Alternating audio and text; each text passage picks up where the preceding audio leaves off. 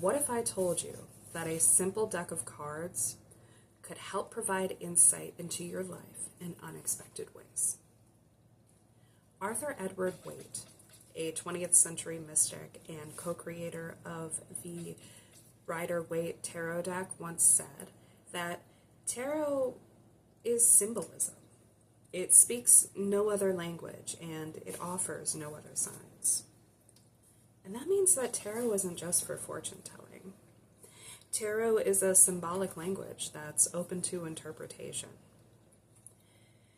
Tarot is a tool for insight into personal growth and decision making. Today I want to talk to you about the game Tarot and its history, the structure of the deck, and how it's used today. My name is Sarah Goodpaster, and I've been practicing tarot for the past 10 years. I've come to enjoy its deep cultural history along with its symbolic nature. First, we're going to talk about the history of tarot, and I'm going to take you to 15th century Italy.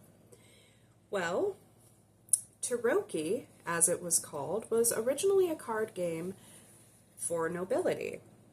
Callie Budrick from Print Magazine on October 2nd, 2020, equates Tarocchi to a modern trick-taking game called MASH, M-A-S-H. And this game, it tells your future. It tells you what kind of marriage you're going to have, how many children you're going to have, what kind of house you'll live in, etc. Tarocchi actually translates to the word foolishness. This game was entirely only for entertainment purposes. It was not used for divination. However, we do see that divination starts becoming synonymous with tarot starting in the 18th century.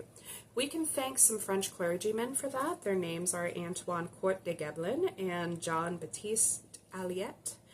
They've linked tarot to esoteric Egyptian texts.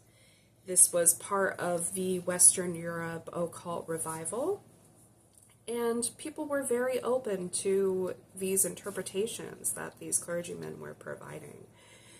In 1909, the Rider-Waite tarot deck was created, and this is the standard tarot deck that is still used today. It was originally illustrated by Pamela Coleman Smith. You can see her illustrations there today. And Arthur Edward Waite directed her on how to illustrate those images. He was focused on the rich symbolism and how interpretations would remain structured through time. And now we're going to talk about the actual structure of the tarot deck. So tarot has 78 cards in total. They have two sections. The first section is the Major Arcana, and that consists of 22 different cards. This includes your life themes and spiritual lessons. For example, we have the card the Fool, and the Fool is about new beginnings and taking chances. This is particularly seen through its symbology of a man who is taking an advancement toward the edge of a cliff. This indicates that every journey just starts with one step. Now, the second part of the tarot deck is called the Minor Arcana, and this consists of 56 different cards. These relate to the daily experiences of a person, and it includes 4 different suites. You have your cups, and cups are related to emotions, relationships, and intuition. Second, you have your wands, and your wands are for creativity, passion, and ambition. Then we have our swords, which are for intellect, communication, and challenges. And finally, we have pentacles, which are indicative of wealth, career, and stability. This leads into how is tarot used today? Well, according to Leanne Obringer from How Stuff Works website, tarot is used for more than just fortune telling. Tarot is a tool for self-reflection and personal growth. There are varied interpretations of tarot, and it's largely up to the person who is doing a reading. It is based on the reader's intuition and the experience that they have with the shape and symbols that are available on the card. There are different spreads and layouts that are available in tarot. They influence the interpretation of the reading. We can take, for example, the 3-card spread. The 3-card spread has 3 cards in a row, and the first one is on one's past, the middle is on one's present, and the final one is on one's future. The past card is related to all the circumstances that led up to the present moment. And the present moment is the current situation. You can use this card to also answer a question that you had asked before pulling the deck.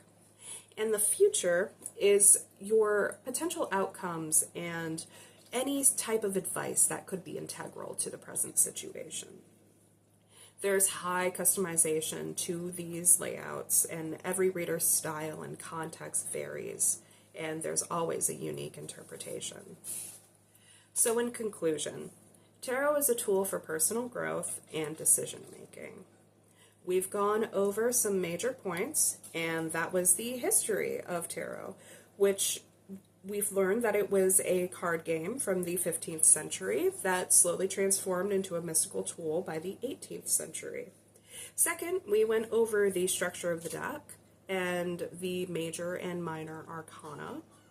And then third and final, we went over the usage of the tarot deck and how it was a tool for self-reflection, and it has varied interpretations. Now, tarot, whether you believe it to be mystical or reflective, it continues to captivate and empower people worldwide. Thank you.